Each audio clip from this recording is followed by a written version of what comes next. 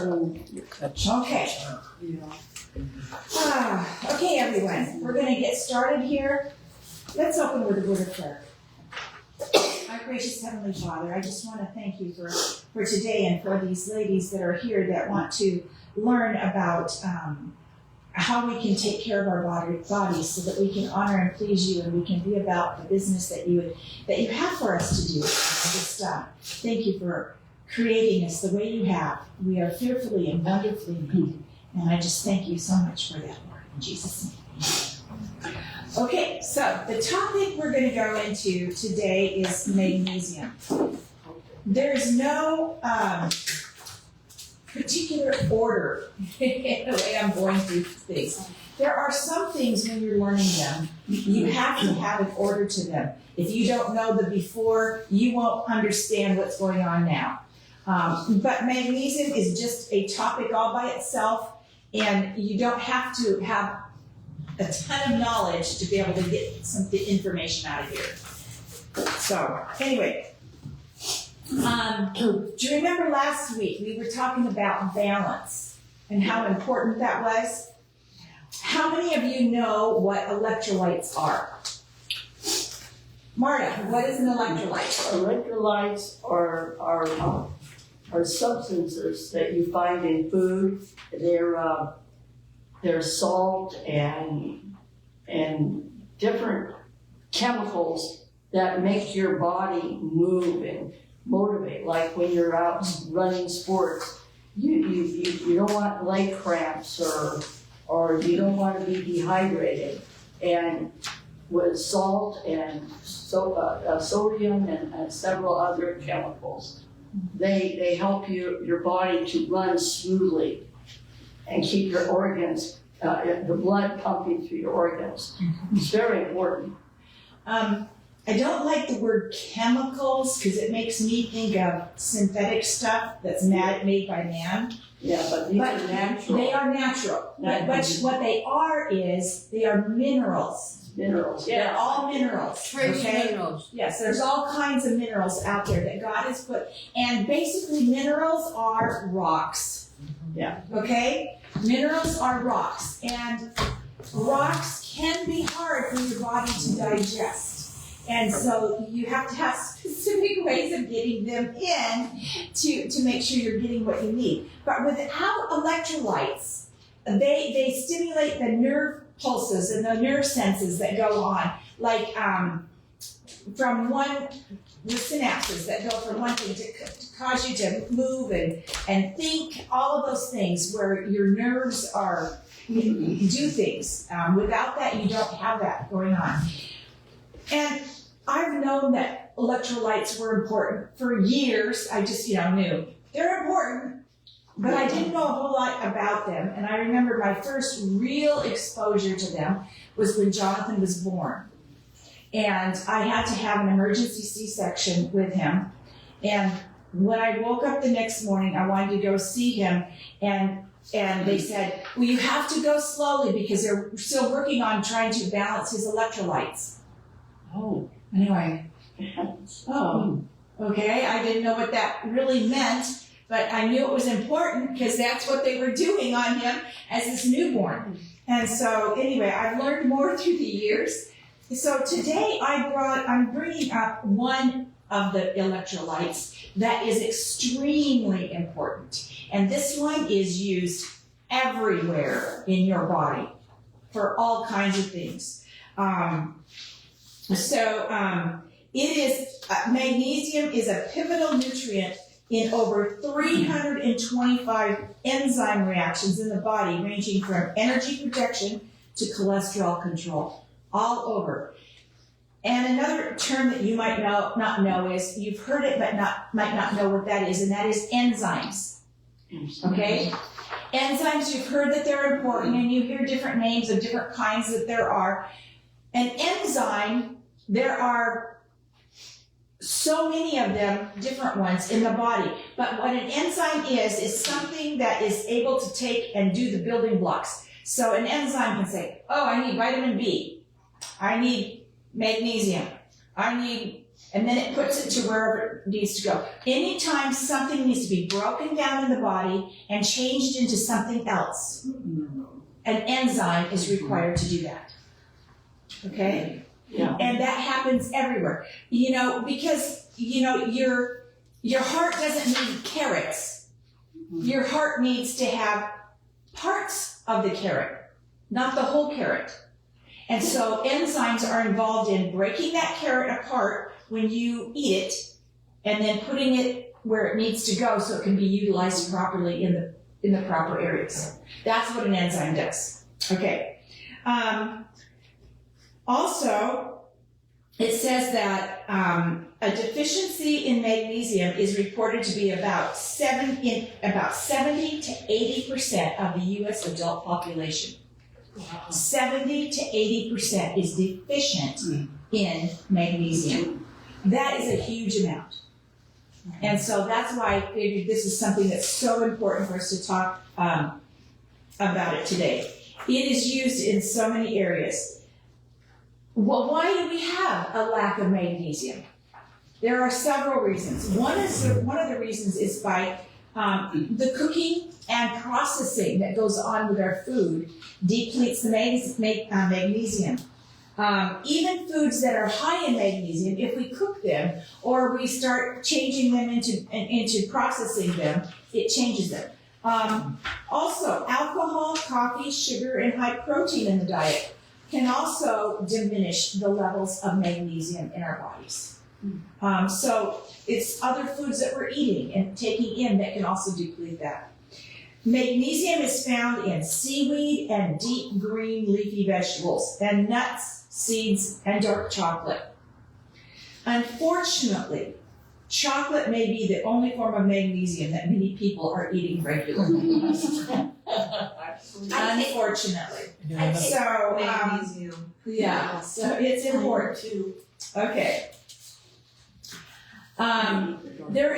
It's not only what we're doing to it as we're taking in, but there's also a lack of magnesium and that starts on the farm.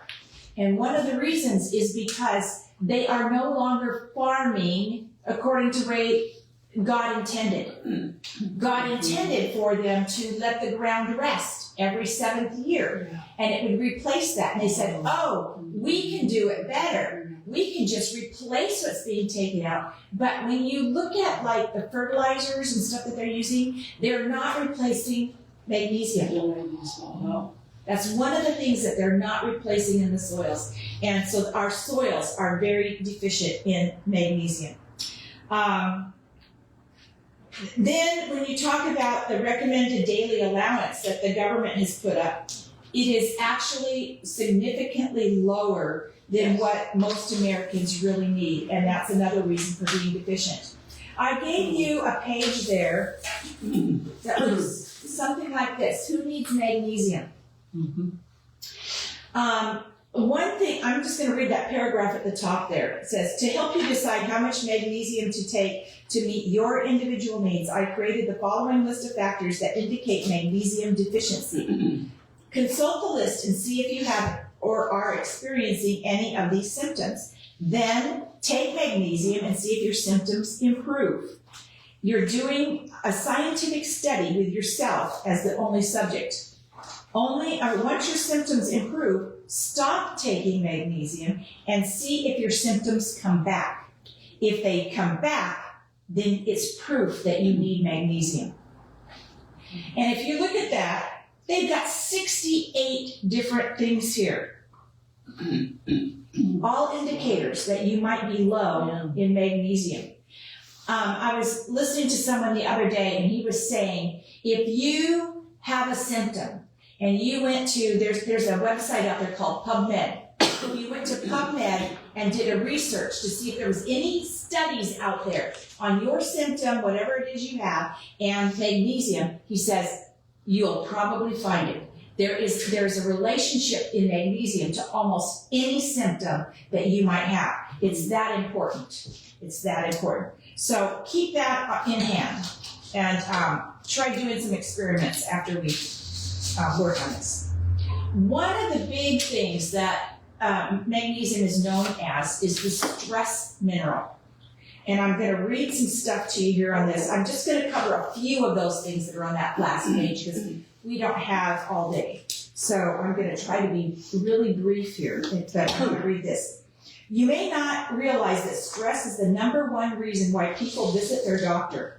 Back in the early 1980s, Time magazine acknowledged that stress was the epidemic of the 80s. As far as I can tell, it's only gotten worse. We're juggling more than one job, several handheld devices, extended families, a bad economy, and a diet filled with junk food, not to mention global and environmental threats that are drummed into our brains via TV and the internet. How can our bodies adapt to such an overabundance of change? The American Institute of Stress, AIS, which was founded by the famous Canadian, blood sugar rises to furnish more fuel for energy as the result of the breakdown of glycogen, fat, and protein stores caused by adrenaline surging. 3, blood is shunted away from the gut, where it is not immediately needed for digestion, to the large muscles of the arms and legs to provide more strength in combat or greater speed in fleeing a scene of potential peril. 4, clotting occurs more quickly to prevent blood loss from lacerations or internal hemorrhage. What I found amazing about this list is that the role that magnesium plays at every stage of stress reactions. For example, number 1, when blood pressure soars, the smooth muscles of the walls of your blood vessels can go into spasm if you are magnesium deficient. This can cause chronic hypertension. 2, when blood sugar rises, magnesium is responsible for insulin opening up cell membranes to allow sugar into the cells. If you are magnesium deficient, blood sugar continues to rise and cells do not receive the glucose. 3, if the large muscles of your arms and legs are magnesium deficient, increased circulation can cause muscle cramping, irritability, and restless leg syndrome. 4, without enough magnesium, blood clotting can become enhanced, leading to leg, lung, and brain clots. Wow, it's really important. It's important for anxiety and panic attacks. I'm not going to read all of this. I'm just going to pull a bit out that I read here. It's often misdiagnosed. When you go to the doctor, how many have gone to the doctor and have him talk to you about your magnesium levels? I had preeclampsia when I was pregnant, and they injected me. They kept me on an IV drip of magnesium. Oh, good for them. Because of preeclampsia was driving my blood. That is rare. That is very rare. Yes. So anyway, it's often misdiagnosed, especially with panic attacks. The lack of magnesium can make them worse. If you're missing a key nutritional component of the nutrient fuel our bodies need in order to properly operate, doesn't it make sense to supply that nutritional fuel first before looking to drugs to suppress the symptoms? And that's what they usually do. Magnesium is an important treatment for panic attacks because it helps calm the body in many different ways. It helps promote muscle relaxation, nervous system balance, proper adrenal function, and the production of normal amounts of serotonin. If you are deficient in magnesium, your muscles can be abnormally tight. Magnesium makes muscles relax. Calcium does the opposite. If you have too much calcium and not enough magnesium, your muscles become tense and tight. They can develop calcium deposits, something that can occur in those suffering from fibromyalgia. Tight jaw muscles can lead to teeth grinding and headaches. It's like you're walking around with all your muscles clenched and you don't even know it. Try that for a few minutes and see how painful that can be. When magnesium levels are deficient, you can be walking around as tight as a drum and don't know why you're experiencing anger, apathy, apprehension, confusion, eye twitches, fatigue, insomnia, muscle weakness, nervousness, poor concentration, poor memory, a racing heart, and trembling. All of those things can be caused by that. If you go to see your medical doctor, he or she probably won't ask you, like they gave an illustration before this that I tried to cut out, of someone going and they're in a rush to get out the door to go to work or to go to something. So instead of eating a proper breakfast, they grab a donut and a cup of coffee, okay? Then their blood sugar plummets and they do all of this and then they get into this panic attack type thing. If they were to go to see their medical doctor, he or she probably won't ask what they've had for breakfast, but they will give them a diagnosis of panic disorder and write a prescription for Xanax. If your doctor asks you if you felt down lately, having trouble sleeping, and feel you are under too much stress, all of which indicates magnesium deficiency, you may be offered an antidepressant like Prozac. These drugs are handed out like mood candy. But make no mistake, these drugs are very powerful chemical compounds with long lists of alarming side effects. And recent studies show that they may work only 40% of the time to make people feel better. That means they work less than placebos. Wow. If you are type A personality, which I know someone who is, living on adrenaline, time pressure, and stress, you can be a walking magnesium wasteland. Most people know that type A's are susceptible to heart disease, muscle spasms, hypersensitivity, and irritability. It's not your genes, however. You've got a magnesium deficiency caused by stress, which burns up this vital mineral, leaving you vulnerable to stress-related conditions. There's so many things here. Another one I want to go into is heart disease. It's very important for heart disease. Magnesium deficiency is very common in people with heart disease. I see it all the time in my clients who have angina, heart palpitations, heart arrhythmias, hypertension, blood clotting, and poor circulation. In some hospitals where doctors understand the importance of magnesium, it is administered immediately for acute myocardial infarction and cardiac arrhythmia. Like any other muscle, the heart stays in a flexible, relaxed state when it has enough magnesium. It seems pretty straightforward that magnesium should be used for any heart symptoms, but there is still an ongoing debate in the medical community about whether magnesium has a place in the treatment of heart disease. Part of the problem is that there is no accurate blood test for magnesium. No accurate blood test. And that's why that page that I handed out to you, it says become your own, check it out on your own. Yeah. And you try it and then take it away and see if it helps. Because there is no accurate test. So each person is different. You need to test it on yourself to see. Then I'm going to skip over a lot more of that because of time. Can I ask a question? Yes. Does the body store magnesium, or is it like vitamin C? It can store a limited amount of it, okay? It can store some. Yeah, some. But it's used basically everywhere in the body, so it's constantly being depleted. So it's a daily thing. And it is water soluble, so that's another reason why it's not an oil soluble that it's the ones that they store more. Yeah. So yes. Thank you. What about the opposite? I just said a little bit about, it's the opposite of calcium. What happens when we get too much calcium? Calcium contracts and magnesium relaxes muscles and nerve cells. The way calcium works has everything to do with how it interacts with magnesium. Let's look at the dynamics of calcium and magnesium inside and outside a cell. First of all, magnesium is necessary in order to keep the mineral channels working properly. If there is a magnesium deficiency, the mineral channels don't open up and don't open and close properly, and calcium floods into the cells. And when this happens, cells can go into a spasm. They can have all kinds of things because they're getting way too much calcium.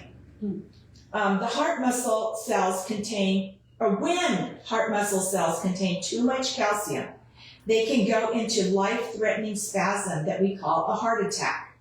When they have enough magnesium, the heart muscle cells relax. Calcium enters the cells of the heart by way of calcium channels that are jealously guarded by magnesium. Magnesium is the ultimate gatekeeper.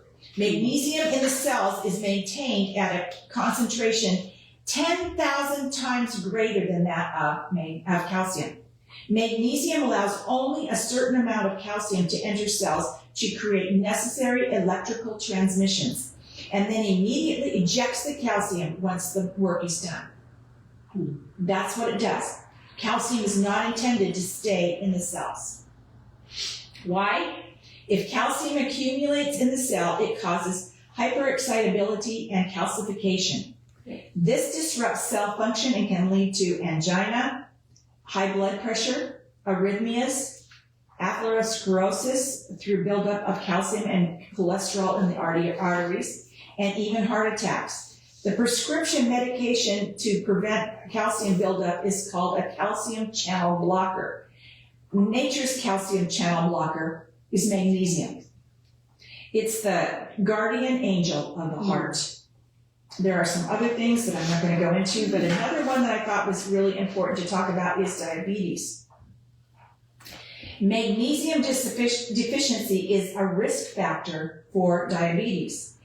That fact is listed in doctors' diagnostic manuals, but unfortunately, many doctors don't seem to act upon this information. Many clients have told me that when they start taking magnesium, their blood sugar levels normalize. Magnesium enhances insulin secretion and helps insulin transfer glucose into the cells. Without significant magnesium, glucose and insulin build up in the blood, causing various types of tissue damage. Adapting a good diet and taking magnesium are the first steps in treating diabetes, not introducing diabetic drugs. Magnesium and cholesterol. The majority of the cholesterol in the body is made up in the liver. Most of it does not come from our diets. Making cholesterol requires a specific enzyme called HMG-CoA reductase. If there is enough cholesterol in the body, magnesium slows the enzyme down. If more cholesterol is needed to make hormones or coat every cell of our body with a fatty layer, magnesium speeds it up. Somehow our cholesterol has been hijacked by drug companies who try to control the amount of cholesterol made with anti-cholesterol drugs called statins. They are designed to completely inhibit the HMG-CoA reductase. Magnesium is the natural way the body controls cholesterol when it reaches a higher level, whereas statin drugs are used to destroy the whole process. If sufficient magnesium is present in the body, cholesterol will be limited to its necessary functions, the production of hormones and the maintenance of cell membranes, and will not normally be produced in excess. So that's an important thing to know. I'd like to get a copy of that. Afterwards. I have this as a PDF download. It's several pages long, but I could send it to you if you want me to send this. It's a little booklet form On the computer? on the computer. Okay. I can do that. You can just let me know, and I can just send this to you. That's important for yourself and I know some other people. Yeah. All in all, the requirement for magnesium begins from conception and continues throughout our lives. There's they have a top 10 here of things, but a couple of them I want to mention is knee pain. Our knees take the brunt of our weight. The knee is just a simple ball and socket joint that is held in place by the thigh muscles and the leg muscles. If those muscles are tight or in spasm, that alone can cause slight displacement of the knee that over time can turn into arthritis of the knee. While pain medication or knee surgery to clean out the joint are the primary treatments in mainstream medicine. Magnesium should be the treatment of choice. Sugar cravings, carbohydrate and sugar cravings, were down from 90 to 5 on a scale of 100. Magnesium is a necessary cofactor in the proper metabolism of carbohydrates. It also helps insulin work properly to put sugar inside the cells where it belongs and not leave it in the bloodstream where it can continue to cause sugar cravings. There are other ones there that I'm not going to go into because of time. The other thing is that excess calcium depletes magnesium. The balance, here's that word balance again. We gotta have calcium. Yes, you gotta have calcium, but there has to be a balance. The balance between magnesium and calcium is very delicate. Since I've been writing about magnesium, I've come to realize that we are actually overloading ourselves with too much calcium. In fact, I say that the epidemic of heart disease in women may have its origins in the excessive intake of medically prescribed calcium. The blame can partly be laid on the osteoporosis industry. Bone density tests are viewed as the gold standard to determine whether a person, mostly women, should take bone density drugs and high doses of calcium. All in all, we're living in a calcified world. In our diets, the amount of calcium compared to magnesium is extremely high. There is more calcium than magnesium in the soil. Magnesium is lost during the processing and cooking of food. On top of that, women are told to take thousands of milligrams of unabsorbable calcium to prevent osteoporosis. Calcium is also found in many food products, including yogurt and orange juice. All of these factors add up to an excess of calcium, and nobody seems to realize that we also need equal amounts of magnesium in the body. Actually, the magnesium level needs always to be higher than the calcium. It has to be higher. My gut always feels better when I eat yogurt once in a while. But that's once in a while. It's a probiotic. It's also might be the probiotics in it. It might be something else. It might not be the calcium. Yes. There have been medical studies that have linked the regular calcium supplements that women take to increased rate of heart disease, Yes. hardening of the arteries. Yes, hard. Yeah. I had a doctor tell me that. Wow. That's amazing. And Good calcium carbonate that's been all its time given to us is wrong. It's doing what you're saying, the bad stuff. But you can find calcium lactate or citrate you can absorb, and it doesn't absorb the same way. We're going to get into some of that in a little bit. Okay. It's the sugar. Bones need magnesium too. The more calcium you take without the balancing effect of magnesium, the more symptoms of magnesium deficiency and calcium excess you experience. The osteoporosis you're trying to prevent can actually occur because of this imbalance. You may also develop heel spurs, kidney stones, gallstones, atherosclerosis, fibromyalgia, and breast cyst calcification. These are all symptoms of calcium excess that can be overcome with the right balance of magnesium. And the right kind. Right. So, I'm going to go on from all of this, skip that, go on to some more. There's some for athletes that might interest you, but I'm skipping most of it because of time constraints. But I wanted to go into this. If you are an athlete, you may be at greater risk for mineral deficiency, and that is particularly true for magnesium. One reason is because one of the easiest ways to lose magnesium is through sweat, which you do when you're running, okay? So, magnesium relaxes muscles and calcium contracts them. As we discussed earlier, magnesium is the gatekeeper that allows only a small but necessary amount of calcium into the cell and then forces it out. It's a simple dynamic that occurs every millisecond and every minute in our bodies. But when this process goes wrong, most people experience the effects of calcium-magnesium imbalance.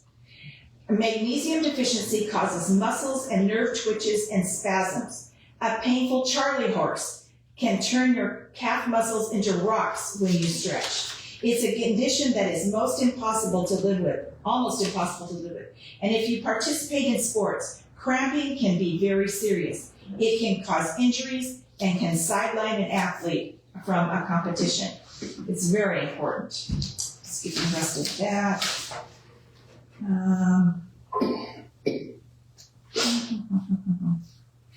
I think I'm skipping most of this here too. It was interesting, but because of time constraints, I don't want to go too long. So we know that it's important. So how much and when and all that stuff, we need to learn some more things about it.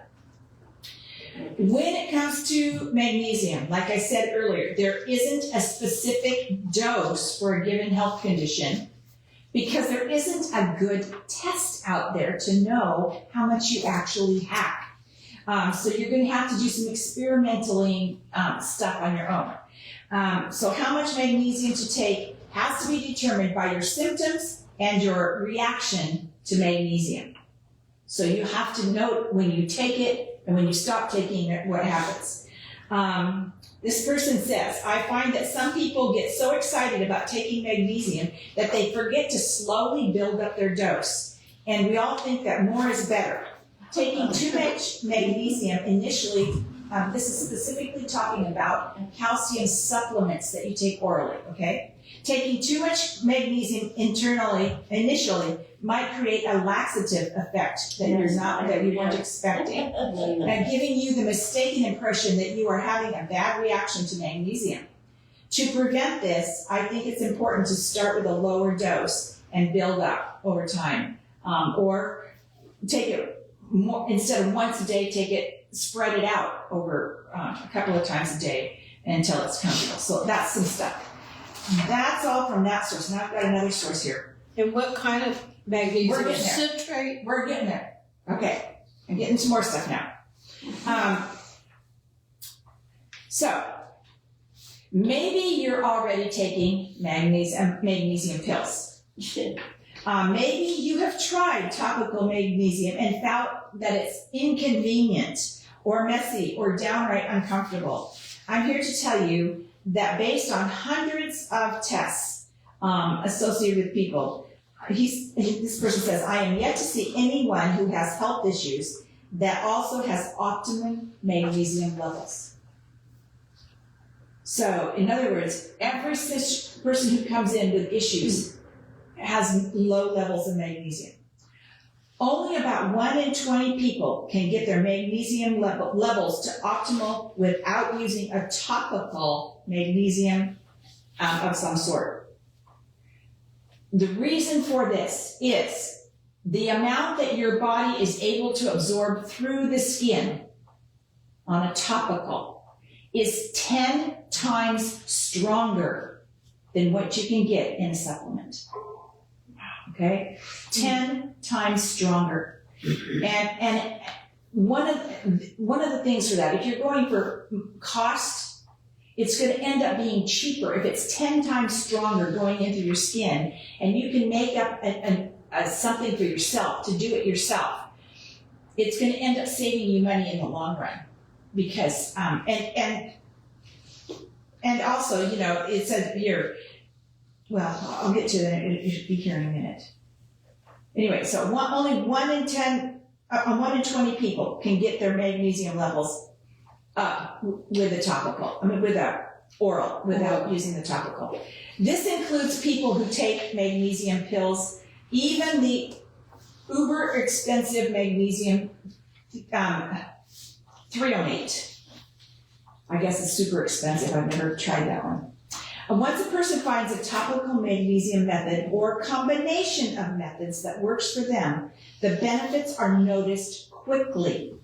The objections usually fade away, and the improved magnesium status will show in their reduction of symptoms. The easiest ones to note being reductions in what most people call low blood sugar episodes, and joint pain stiffness.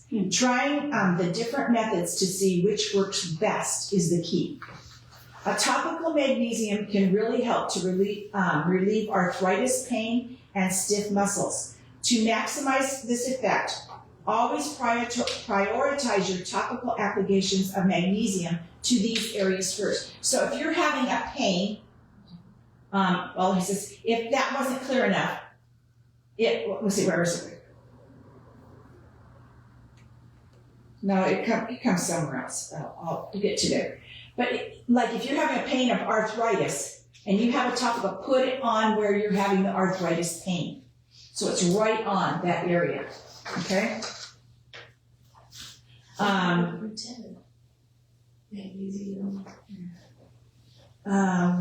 Right, well, he said, I was misreading it here. Yes, he says that. If it wasn't clear enough, if something hurts, try putting topical magnesium on it daily and see if it hurts less over time. Okay? Can I take too much? This is important. With topical magnesium approaches, he says, I don't know of any evidence that too much can be used in topical. We're not talking about oral. This is topical. In terms of causing other health issues or something. Even with Epsom salts, he says, I personally know a woman who owned a flotation tank. This business, she had the business of owning this and did a 1 to 2 hour float every day for 2 years in 10 inches of warm water that contained 800 pounds of Epsom salts. Goodness. And she never had any issues from magnesium toxicity. Wow. I don't expect any of you to do that, okay? But even with that excess that she had, she didn't show any signs of toxicity with the topical. On the other hand, most people know that you can take too much magnesium pills in a day, okay? If you do, one of the things you get is loose bowels. This helps the body to prevent toxicity as well. It's called bowel tolerance. If you are taking so much oral magnesium that you are getting loose bowels, you are doing yourself and your mineral status a disservice and should stop taking so much right now. Certain types of magnesium are very poorly absorbed and are specifically used as a laxative due to their effect, like milk of magnesium. Okay? But then I just, Yeah. The only way I know that magnesium can potentially get to toxic levels is through intravenous, is where it can get really bad, which you had, but they watched it. And with that, you can take a whole lot of magnesium. They could dump it in. Yes, they pumped me full of magnesium. Yeah, but they didn't continue it. No, they put it in Yeah. slowly. So you need to be careful. But that's the only real way that you can really get a toxic load, because taking the calcium supplements orally, you're gonna get diarrhea and it's not gonna all absorb into your system anyway, so it's probably not gonna make you toxic. It's just gonna make you miserable. This doctor says, I believe topical approaches are much safer and cost far less than the others. There are 4 main topical approaches, and I gave you a sheet on this. There's number 1 is a magnesium lotion or gel. There's a magnesium spray called, they call it magnesium oil, but it's not really oil. There's magnesium baths and magnesium foot baths. Each of one of these approaches has pros and cons. So I'm going to go into a few of those. There are 2 main types of calcium that are used for topical. So we're going to talk about topical right now. The first one is magnesium chloride. It is sold as flakes, lotion, oil spray, which is not really oil. It's just magnesium oil and water, and it feels oily, and a gel. The pros, you can buy the flakes if you want to make your own. You can buy the flakes and make your own lotion or spray and save money. It does not tend to cause negative reactions like some Epsom salts can. Is Epsom salt magnesium? Yes. Yeah, it is. The cons to the magnesium chloride is it's more expensive than Epsom salts, but it's not difficult to get, and yet it's not as widely available as the Epsom salts. The other one is the magnesium sulfite, which is Epsom salts, okay? And it usually comes in bulk format. The pros, you can get this anywhere. Yeah. Very inexpensively, it's easy. The cons is that it's more common, there's negative reactions from people that can come from this. And it's more common than people think. If you have ever taken an Epsom salt bath or used magnesium sulfite some other way and found that you feel quite hot, irritable, or anxious afterwards, that is the negative reaction that I'm referring to. It is most likely to the sulfur or the sulfate component of the Epsom salts. And I'm yet to figure out the remedy for this issue. The bottom line is, if you don't feel good using Epsom salts, then don't use them. Regardless of how good for you your friends or the internet tells you it is. A big negative to Epsom salts is that they are not sold in lotion or spray preparations. They only come in the bulk format. I'm guessing there's a reason for this, but he doesn't know why. So, here's some don'ts with topical magnesium. Number 1, think of topical magnesium as a super concentrated salt application. If you understand that, then the following things will make sense. Do not get it in your eyes or other tender parts. Yes. Next, do not apply to freshly shaved areas like your armpits or your legs. Some will always have avoid areas that that they regularly shave, or something like a man if they were to put it on their face. You know, if they shave their face regularly. Do not apply it to cuts, rashes, or other irritated skin.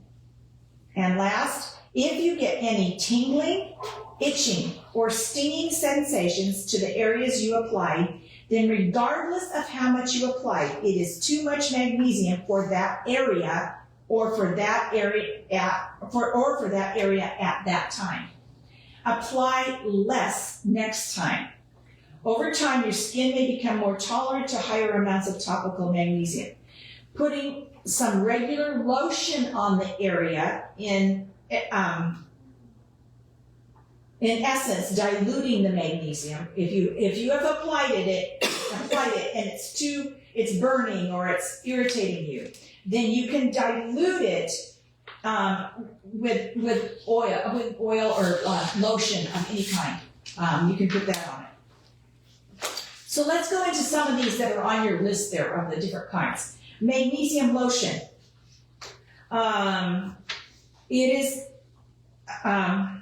He says one of the best things to start with is experimenting with the lotion rather than the spray. The right lotion can make all the difference. It works for kids and those with very sensitive skin. There is one out there that you can get. It's called Life Flow Magnesium Lotion. That's a good one. Or you can use the recipe that I'm giving you there. Is a very good one.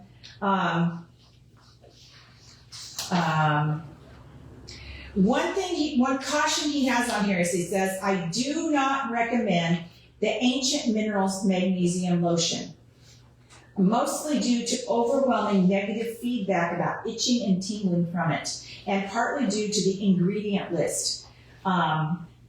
So I really do not like this product at all, he said. And it's probably that there's something else in it that people are reacting to, not the magnesium. Are you reading from these pages? No, I'm not reading.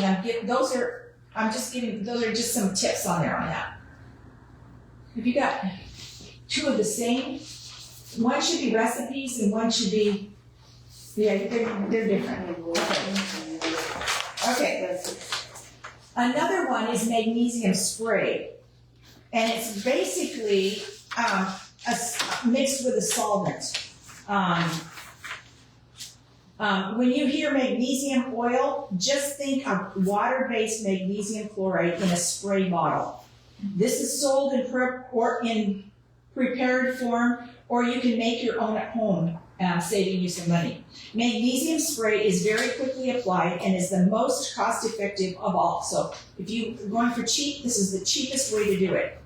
However, I've bought some of the sprays and I hated them. But anyway, some people like them. I hated it. It was messy.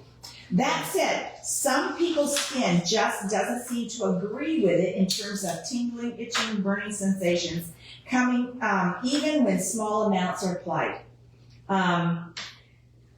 So he says he typically suggests that his patients apply a total of 20 to 40 sprays per day in this. And it can be split up into more than one session, or it can be done all at once. I suggest to everyone to start with one spray area. For example, if you're going to spray on something, like start with your chest area, or your abdomen, or your armpit, or your thigh, or something. And then find out if it's tolerated there first before moving on to another area. Okay? So start with one area. Different areas have different tolerances. Uncomfortable sensations are not sustainable and will make you quit. And that's one of his biggest things that he was talking about. He says magnesium is so important that you need to be doing it daily, and you need to find a form, a way that you can take it, that you will continue to take it. If you take it and don't like it and stop, that's not helping. You need to find one of these applications, whatever one it is, that you can do regularly to get it into you. So here's his tip. Spray it into your hand, then apply it. Just as most people put lotion in their hand first and then apply it, the same approach works best here with magnesium spray. If you try to spray it directly on your skin, you will likely get it all over the floor, and it's very slippery. Okay? And it doesn't come off super easy. So it's like an oil. Oils don't come off the floor real easy. So that's why he says put it in your hand first and then apply it. He's got different ways of putting it on, different places. So there's two kinds of this, and I've got them both on there. One is magnesium, they call it magnesium oil, even though it's just water. It's just magnesium, and you want to use distilled water, reverse osmosis water, or purified water. Those are the things that you want to use. That's the magnesium oil. The other one has the same thing, magnesium chloride flakes, but they put it in cheap vodka. Okay, that's the solvent that they put it in, and it's called, he calls it megahol. Okay, and he says, while all topical magnesiums are quite beneficial in reducing pain from joint calcification like arthritis, the megahol seems to be particularly effective in this regard. So for arthritis, that one is specifically, for some reason, that alcohol, maybe it opens up the skin a little bit more and causes it to go in quicker. I don't know what it does. It relaxes. But that is also one of those recipes on there. He says just buy the cheapest vodka you can find. If you have gluten issues, be aware that many vodkas are wheat-based.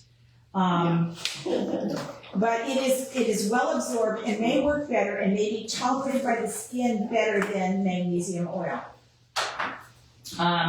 And yes, your body will smell like vodka for a few minutes afterwards.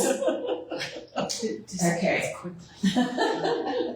So, then there's magnesium baths, like the Epsom salts. They're most time consuming, the most expensive, but the most relaxing option for topical magnesium. And you can also do a foot bath. Anyway, for magnesium baths, he recommends 2 times per week. It seems to be enough to keep the magnesium levels right where they should be. You don't need to do it every day. The pro tip, if you don't want to contaminate future, well, don't worry, I'm not gonna worry about that. I'm not gonna worry about the float tank. So with Epsom salts, you need to put 1 to 2 cups in per bath is a good amount, 1 to 2 cups. If you're using, that's with Epsom salts. If you choose to use magnesium chloride, you only use half that amount. So it's a half a cup to a cup. Okay, so the magnesium chloride is half the amount of the Epsom salts. Is that expensive? The chloride is more expensive, yes, but you use half the amount. So anyway, other suggestions are to have the water as warm as you can comfortably manage and to stay in it for a minimum of 20 minutes. Don't take your personal electronics in the bath. For obvious reasons. Either just relax or read a book. Okay. Magnesium foot soaks. They're basically mini magnesium baths. You use the same guidelines for a bath, except the amount of magnesium needed to add to a foot soak is only half the amount mentioned for a bath. And the other thing that makes this a little bit more cost effective is magnesium water can be reused for your foot baths. You can reuse it a few times. Just save it. And he says, just add some hot water to the leftover magnesium water to bring it up to temperature again. So you can reuse it. So that saves you some money on Is foot baths. magnesium water the same as Epsom salt water? Yeah, you can put Epsom salts or you could use the magnesium chloride in there at half the amount of the Epsom salts. Yeah, either one of those would work in a foot bath. So you could have a foot bath to soak in and save it for the next time. Uh-huh. Mm-hmm. Oh. Yeah.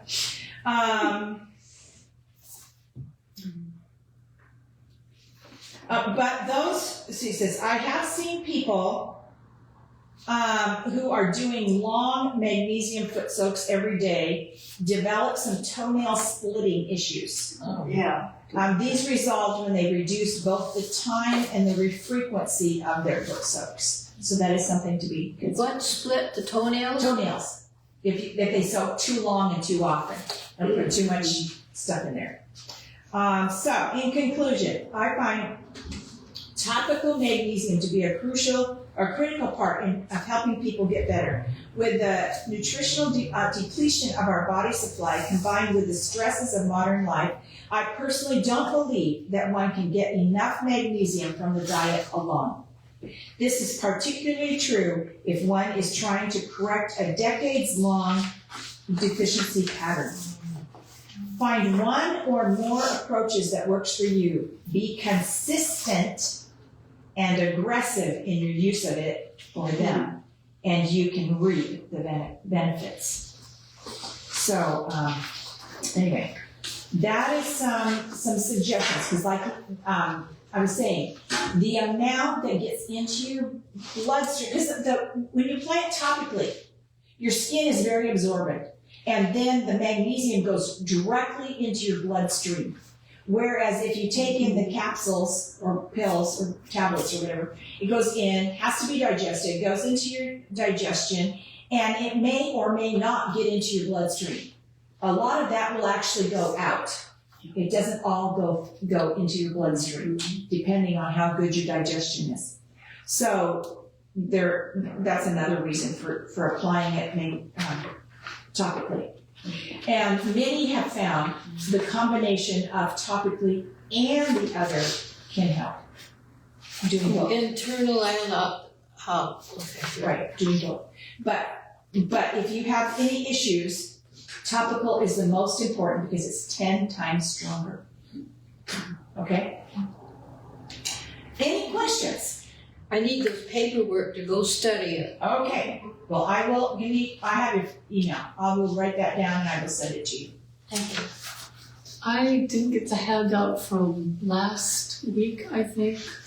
Was that on sugar or nutrition or Yeah. did you have one? I tried Did you give it? this one. Oh, is this it? Yeah. Oh, never mind. Forget I said anything. I do have a question about sugar. Okay.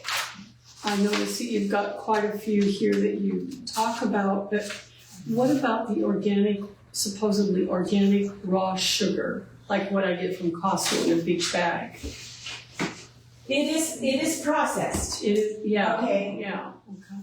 It depends on what you're using it for. It's not as good as other ones, but it's definitely better than white sugar. Okay. Okay. Okay? It just depends on what you're using it for. One of the things I use that for is for my hummingbirds. They get organic sugar. Oh boy, you're spoiling. Ours Yes. is white sugar. We're gonna go organic better. But yeah. Okay. And on the stuff on the sugars there are varying things even on those sugars. There are some that say these are not even really good sugars. Like one of them is the stevia. People have issues with stevia. I've been using it. When I first got introduced to it years ago, it didn't come in the form that you had to measure. I mean, put it in your stuff with toothpicks. It was that concentrated wow. that you use toothpicks.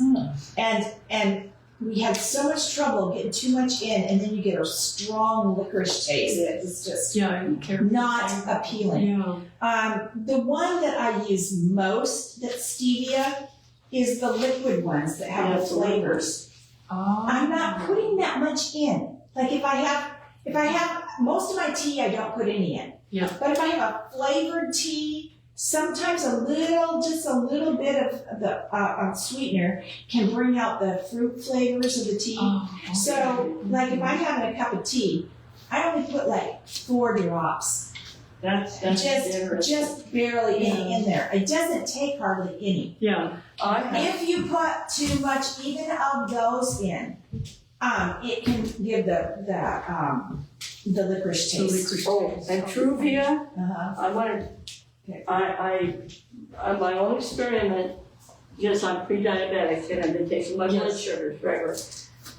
These, the Truvia powdered ones, they have blood alcohols in them. And what happens to some people that are intolerant of sugar, they raise your blood sugar completely out of this part. Because I started about a month ago, and my blood sugar was like shh, and I was freaking out. What did I eat? How did that happen? And then I was looking at the label. You should always look at the label.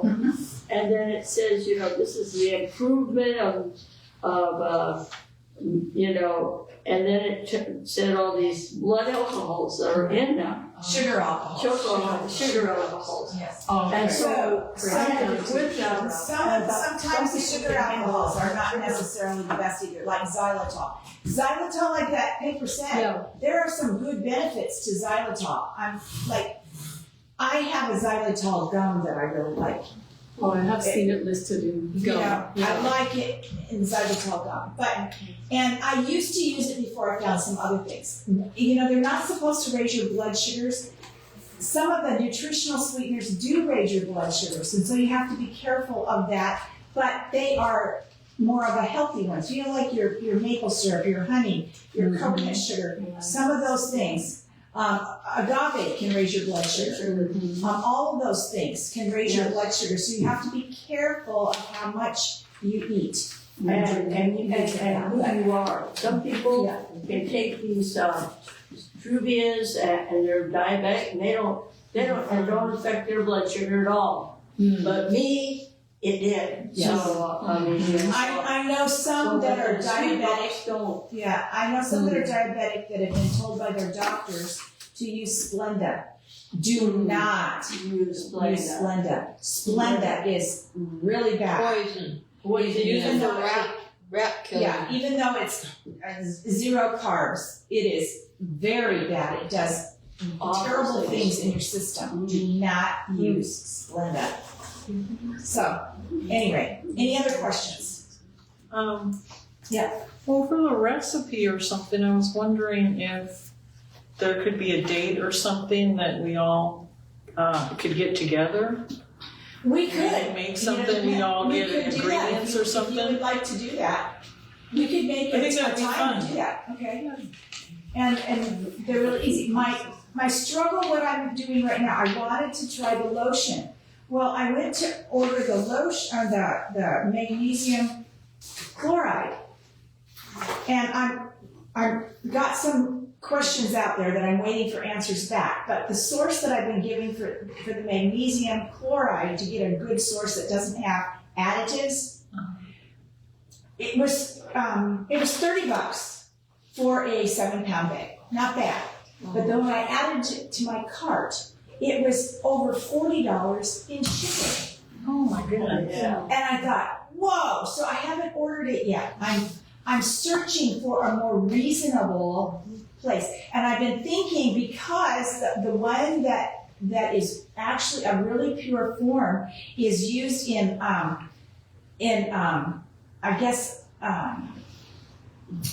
the tropical fish tanks and things like that. Oh. And it's a really pure form.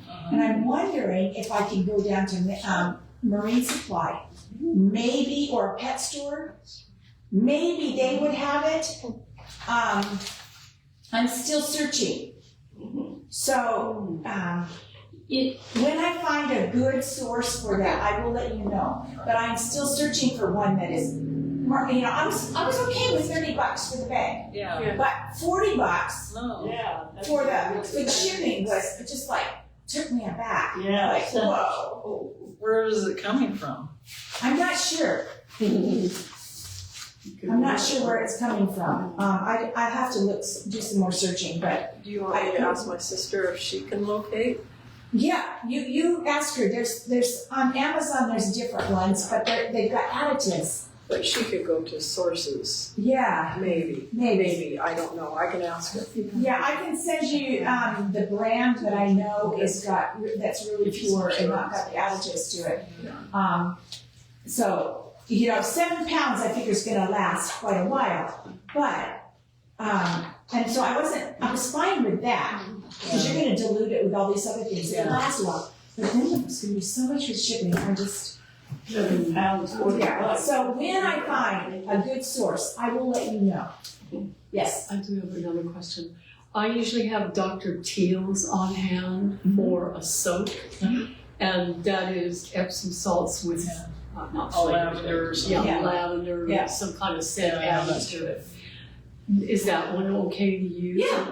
Because I have it in pure form too, just the Epsom Yeah, salt. it's fine. Yeah. The essential oils are fine. Yeah, okay, great. Yeah, that doesn't bother. We're talking about other additives that are going to cause issues. Problems, okay. Yes. Okay. The essential oils are fine. Great. Any other questions? The calcium carbonate that doctors been prescribing to us for years, it's not the right kind of calcium, and it builds up the bad things in our body. Yes. I got Calcium carbonate. I got think it's the same magnesium. one as like oyster shell calcium. And The problem is, like she's saying, it is the wrong form, and your Yeah. body doesn't know how to break it down properly, or it doesn't have the right enzymes to break it down or something. It's very hard to digest and assimilate, and therefore they're finding a lot more deposits. What it does with calcium, it deposits it in your body in areas you don't want it. Yeah. It can deposit it in your heart. It can deposit it in your arteries. It can deposit it in your skin. It can deposit it in your joints. It can deposit it anywhere in your body, and you don't want that. so I went to the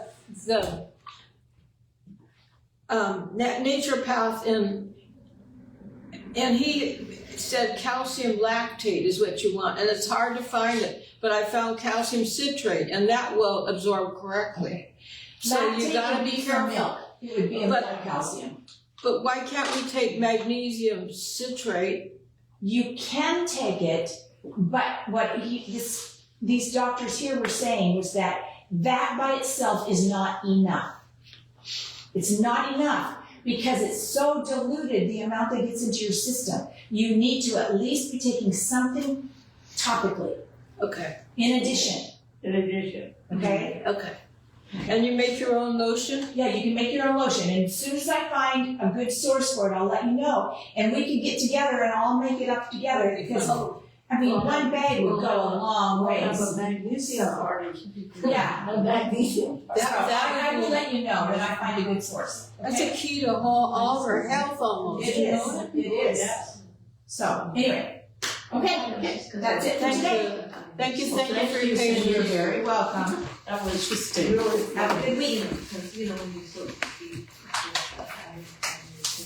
Right.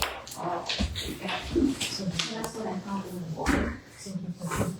But we're learning a lot, thank you.